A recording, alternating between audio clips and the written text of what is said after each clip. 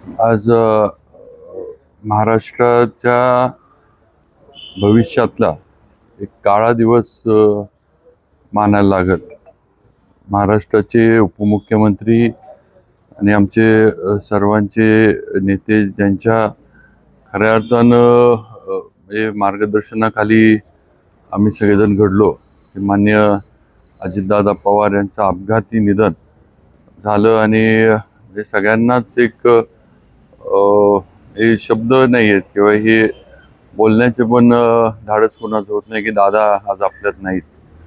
अतिशय संवेदनशील, कार्यक्षम आणि वेळेचं महत्त्व राखणारा नेता आणि स्पष्ट वक्तेपणा, प्रशासनावर अतिशय मजबूत पकड असणारं नेतृत्व दादांचं होतं.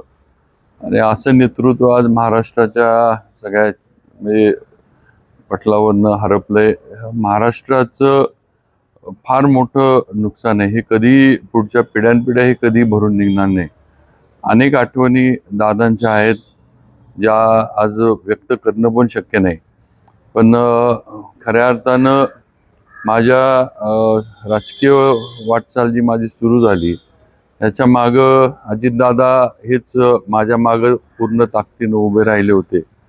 ज्यावेळेला माझ्या मागं कुणी नव्हतं, महाराजांचं, माझ्या वडिलांचं निधन झालं होतं आणि अतिशय संघर्षमय याच्यामध्ये मी राजकारणामध्ये सुरुवात केली होती. अशा ह्याच्यात दादांनी पूर्ण ताकद मला दिली आणि मला राजकीय वाटचाल माझी त्यांच्यामुळं सुरू झाली, त्यांनी सुरू करून दिली.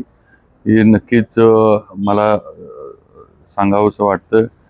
आज ही दादांच्या जाण्यानं म्हणजे सगळेच जण आहेत.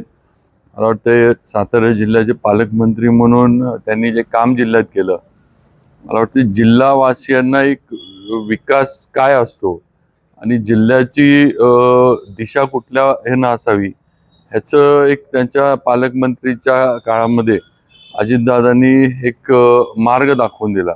नाहीतर थोडं आपला जिल्हा दादा याच्या आधी थोडा भरकटलेल्या अवस्थेत होता असं मला तरी वाटतं. पण दादांनी खऱ्या अर्थाने या जिल्ह्याला विकासाची दिशा दाखवली आणि आज त्यांचं नेतृत्व आपल्यात नाही.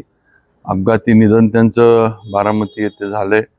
अतिशय म्हणजे दुर्दैवी या शब्दाच्या पलीकडची ही घटना आहे. आणि हे दादांचं अचानक जाणं हे संपूर्ण महाराष्ट्राचं नुकसान आज त्यांचं नेतृत्व आपल्यातनं गेल्यामुळे झालंय.